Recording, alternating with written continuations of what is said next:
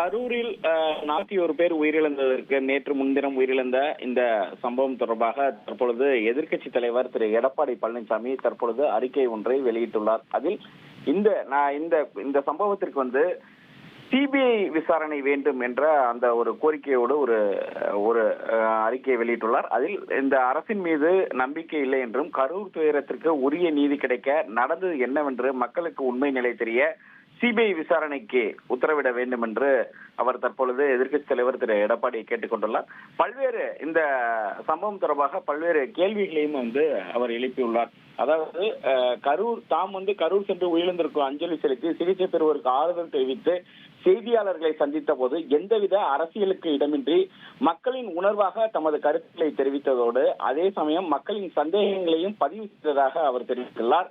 அதற்கெல்லாம் உரிய பதில் அளிக்காத அரசு, அதாவது திமுக, சமூக வலைதளங்களில் அவதூறு பரவுகிறது என்று கூறுகிறீர்களே, என்ன அவதூறு நான் பரப்பினேன் என்பது குறித்து அவர் ஒரு கேள்வியும் எழுப்பியுள்ளார்.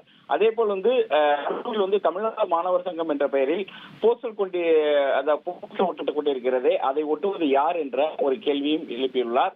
அதே காவல்துறை பிரச்சாரம் செய்ய ஒதுக்கிய இடத்தில் உள்ள குளறுபடிகள், திமுகவின் வழக்கான ஆம்புலன்ஸ் அரசியல், தடியடி நடந்த காட்சிகள் வெளிவந்து அதை பற்றி பொதுமக்கள் பேசுவது எல்லாம் வதந்தியா என்று ஒரு கேள்வி எழுப்பியுள்ளார்.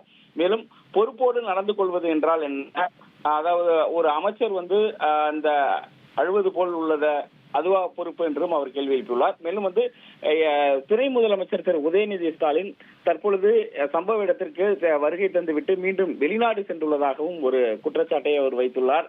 இதுபோன்று பல்வேறு குற்றச்சாட்டுகளை வைத்துவிட்டு கள்ளக்குறிச்சியில் திமுக ஆட்சியின் அலட்சியத்தால் ஏற்பட்ட கள்ளச்சாராய மரணங்கள், கனகாத இதயம், கலங்காத கண்கள் இப்போது மட்டும் கலங்குகிறதா என்று அவர் ஒரு கேள்வியும் எதிர்க்கட்சி தலைவர் எழுப்பியுள்ளார்.